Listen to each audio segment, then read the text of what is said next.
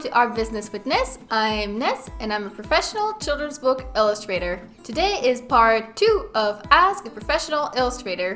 If you haven't seen part 1 of the Q&A, I will leave a link to that in the description below. As you recall, I received a little too many questions, so I decided to split this Q&A into 2 parts. This has really been so much fun, so I will definitely do more Q&A videos in the future. So if you happen to have any questions for me about illustration, then don't be shy and drop them in the comments. I will jot them down and keep them safely for the next Q&A video. But right before we start, if you too want to know how to make a living with your art and you'd like to see more videos like this, then don't forget to subscribe to this channel and to hit the little bell. The bell sends you a notification every time that I upload a new video, so this way you're sure that you won't miss any of the advice. Alright, let's get started with the questions. Jenkins Journal asks, have you ever faced a delay from the publisher's side, be it sending the content or payment?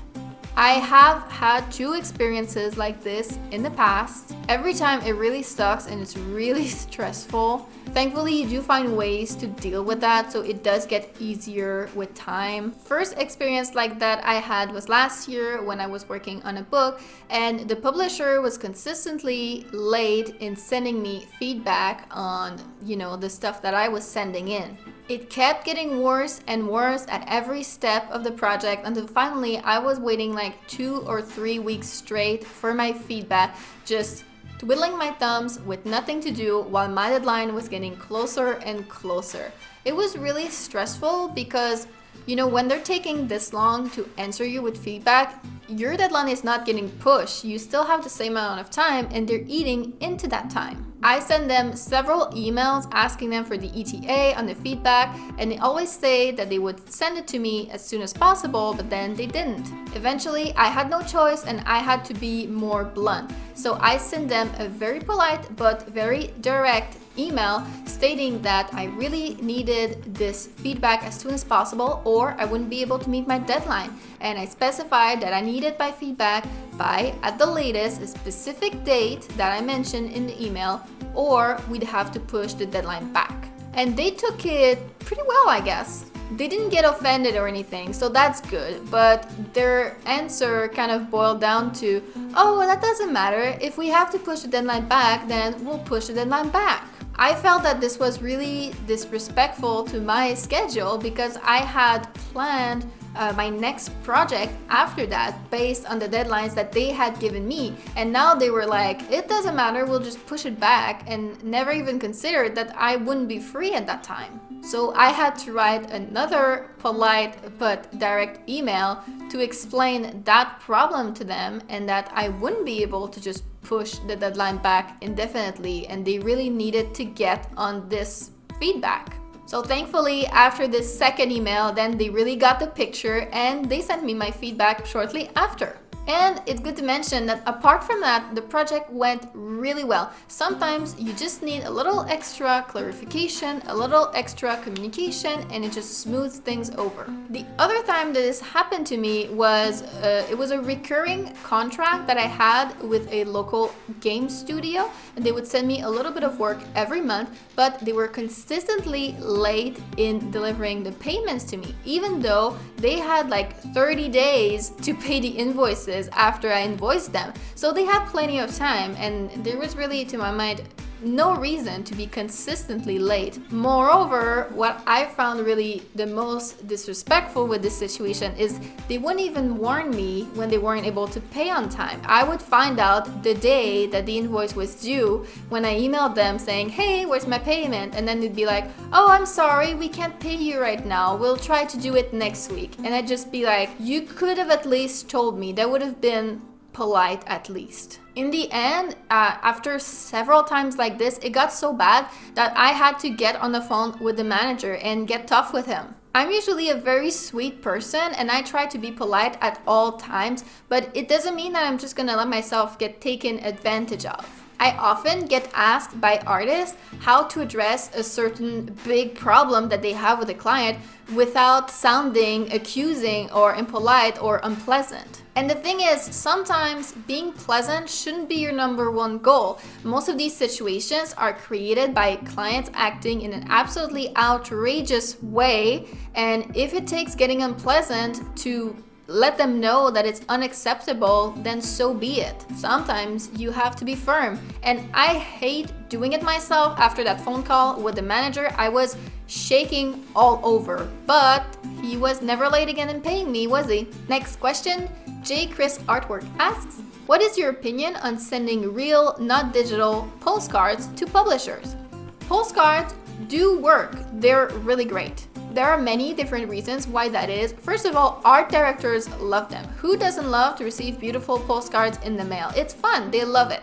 Second, physical mail has to, by law, be delivered to the recipient. So if you send someone a postcard with their name on it, it is going to end up on their desk. There is no doubt about it. Another reason why postcards are great is because a lot of the time when you query an art director, even if they absolutely love your work, it often happens that right at this moment they don't have on their desk the perfect project for you. They will try to remember you for the future, but they get so many of these queries.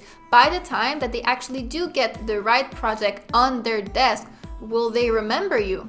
But with postcards, art directors often keep the ones that they really love. Some of them will pin the postcards that they like to their wall so they can refer to them later. And so this way they will remember you, and maybe you'll get contact from them after 6 months, a year, or even longer after you send them the postcard.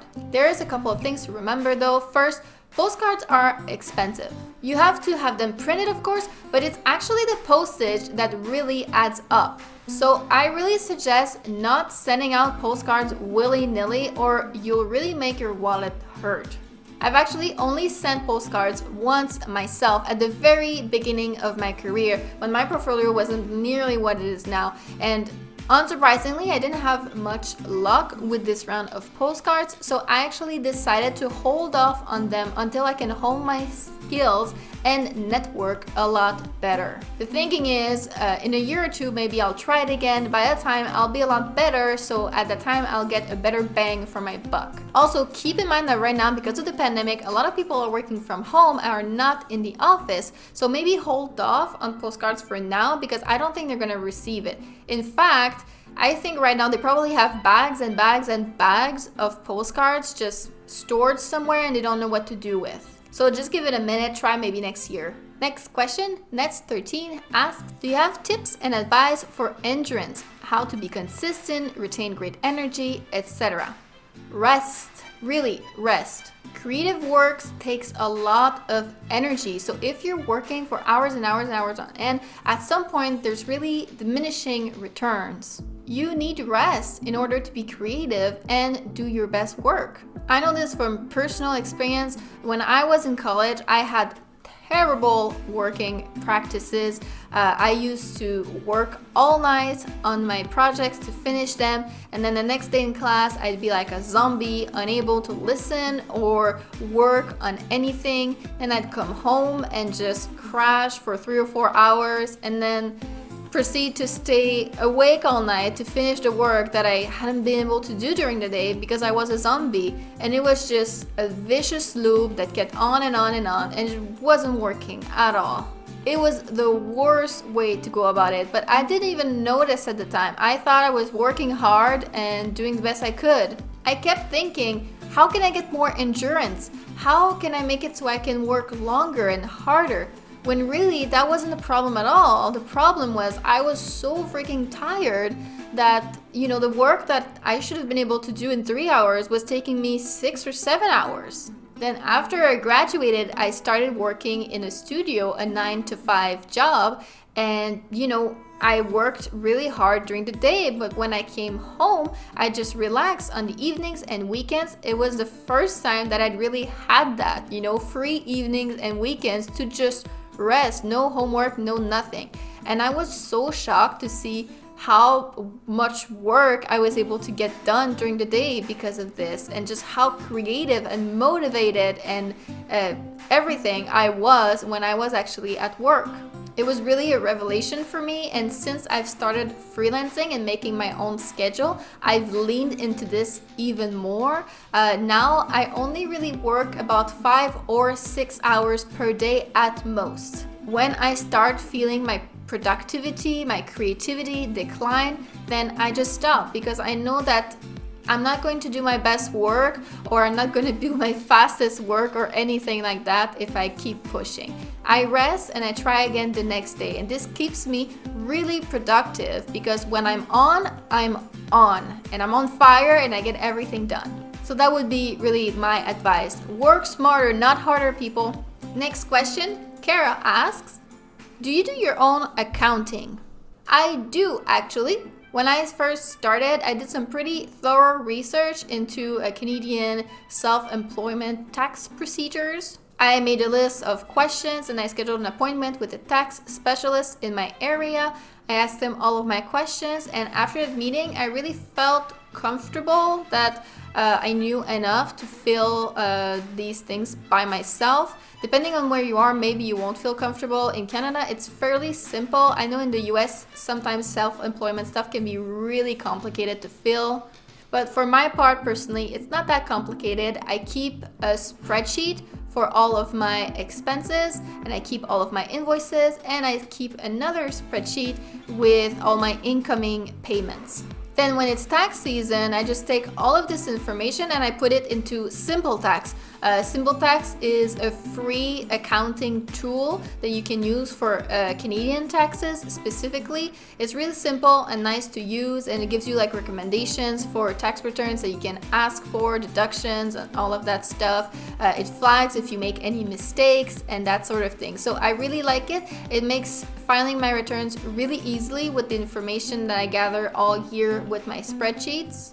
It's not the most fun process. It can usually take me a good week or two to file my return, but it's not that complicated, so I feel confident doing it. Depending on your country and situation, it may be a lot more complicated for you, so if you need any help, really don't hesitate to consult with a tax specialist. It's really going to make sure that your tax returns are done well. Next question. What do you think the major platforms are to show your portfolio work, minus a portfolio website, of course? I'd say probably Instagram or Behance, but of course, you know my stance on this. Nothing actually replaces a portfolio website. You really do need one. So if you don't have one yet, I actually just posted last week a full tutorial of how you can build a portfolio website on Wix. So I will leave the link to go watch that if you're interested. Next, It's Raining Cats asks, what are some things you would say are must know before trying to sell merch? I think the very most important thing to know before you start to sell your merch is, who is this product for? A lot of times artists go about this kind of the other way around, where they start making a piece of art that they just like, and then they think, well, then this product is for any person that likes this kind of art. And this is really kind of a backwards way to do it. It makes it harder for you. Like, let's take prints, for example. Why do people buy prints? It's to decorate their walls, to decorate their house. So if you have a really cool illustration, but that doesn't fit in anyone's decor, then it's going to be really hard to sell it. So instead of starting with a piece of art that's already finished, decide first who you want to serve. Decide who you want to make products for, and then make products that are specifically tailored for them, that are going to be attractive to them. Knowing who your ideal customer is really informs all of your business decisions. So it's really great to identify that as soon as possible. For instance, let's say that you decide to make prints for farmhouse decor. This decision is going to inform your subject matter, your color palette. It's going to inform how you market your prints, where you advertise them, what keywords to use, what language to use to grab the attention of your potential customers. So that's why I would say first, before anything else, decide which market and which customer you want to make the product for. Next, Natalie asks, what marketing tools do you use? Is there a mailing service or SEO tool that you'd recommend? For my Etsy shop, there are two popular SEO tools that are out there. There is Marmalade and eRank. Personally, I use eRank. I will leave a link for both of those websites in the description below. And then for email marketing, which I use both for my illustration newsletter, for my Etsy shop, and even for this YouTube channel, I personally use the platform MailerLite. I really like it a lot, and I will leave the link to that in the description below as well. Another alternative is ConvertKit. It's also a very popular one that's very easy to use. I've heard great things about that too. Link below. Next, Abdelmo asks, what are the benefits of being an Scbwi member? Is it worth it? For me, that's kind of a mixed bag, actually. Scbwi is a society of children's books writers and illustrators, a very large organization. I joined up 2 years ago, mostly because I wanted access to the book. The book is a document that they publish every year, which is basically like an address book that contains contact information from many different publishers, agents, and people in the industry. It's a really great tool to query and send postcards. However, when I queried those people, I actually didn't get a single response from all the people from the book, and it got me thinking, if their contact information is out there in the book, they are probably getting queried to a lot more often than other publishers, so these people may actually be very competitive targets. I also tried to participate in the Scbwi forums, and I contacted my local chapter to try to participate in their mentor project. But I found out that the forums aren't really that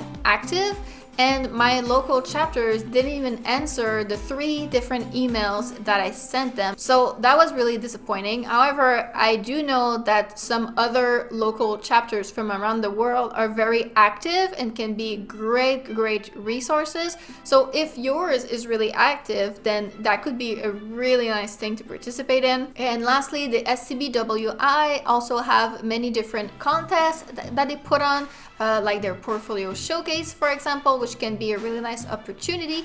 And they also put on events like their Scbwi conferences, which can be a really nice opportunity to go there and network, find clients, etc. Personally, for me, after that first year, was a little bit disappointed, and I personally decided not to renew my membership after that. But I definitely suggest that you give it a try for yourself and see if that works for you. So that's finally it for all of the questions that we got this round. Thank you so much for everyone who asked questions. I will certainly make another Q&A video in the future, so if you happen to have any questions, and don't hesitate, go drop them in the comments below. I will keep them preciously for a future video. But for right now, that's it for me today. Thank you so much for being here and for watching this video. I hope you liked it and you found it helpful. If you did, don't forget to like, comment, and subscribe to help our small channel grow. Thank you so much for being here. Love you. Bye bye.